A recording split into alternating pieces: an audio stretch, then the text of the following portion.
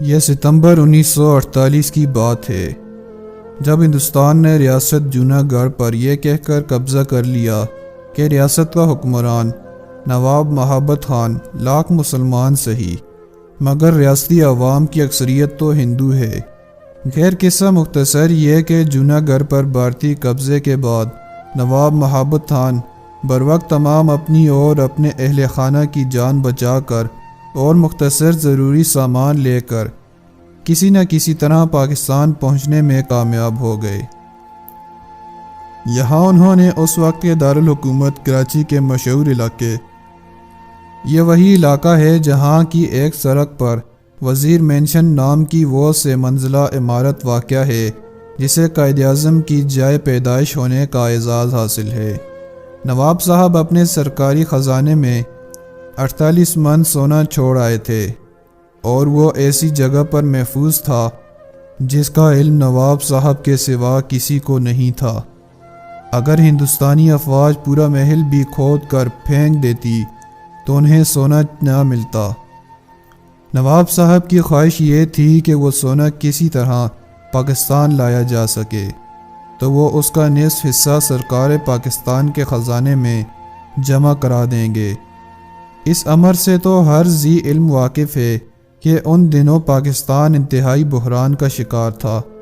اگر چند محب وطن لوگ اس نوزائیدہ ملک کی مدد نہ کرتے تو حاکم بدہن چند ماہ کے اندر ہی اس کا وجود ختم ہو سکتا تھا۔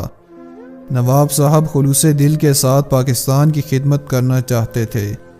اگر وہ 24 من سونا پاکستان کے خزانے میں جمع کرا دیتے تو ملک کی معیشت میں خاصی بہتری ہو سکتی تھی، مگر سوال یہ تھا کہ اسے لایا کس طرح جائے اور کون لے کر آئے۔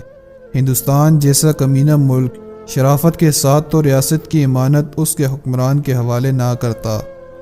اب تو ایک ہی صورت باقی بچی تھی، غیر قانونی ذریعہ، مگر حقیقتاً سونے کو خفیہ طریقے سے پاکستان منتقل کرنا ہندوستان کی نظر میں تو غیر قانونی ہو سکتا تھا، مگر پاکستان یا نواب محبت خان کے لیے نہیں، کیونکہ یہ زر کثیر نواب صاحب کی ملکیت تھا۔ اب کردار شروع ہوتا ہے کھوٹے سکے کا۔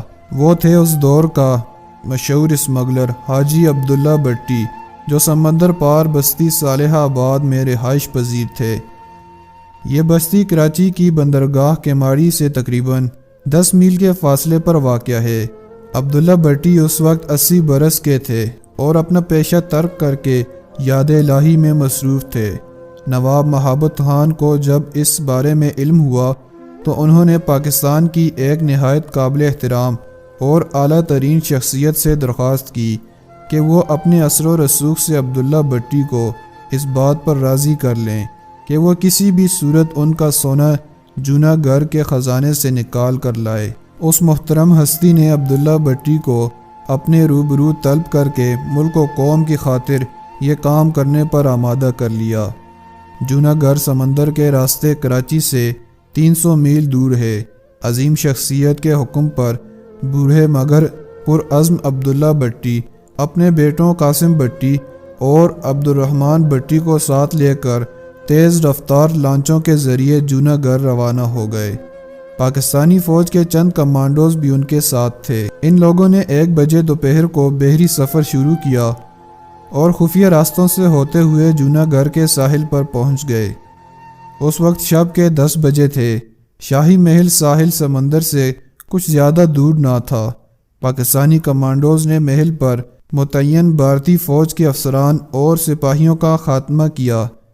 اب دیکھیے اسمگلر کا حسن کردار، جب انہوں نے انتہائی اعلیٰ شخصیت کی موجودگی میں 48 من سونا نواب محبت خان کو پیش کیا تو جہاں نواب صاحب نے حسب وعدہ 24 من سونا حکومت پاکستان کی نظر کیا،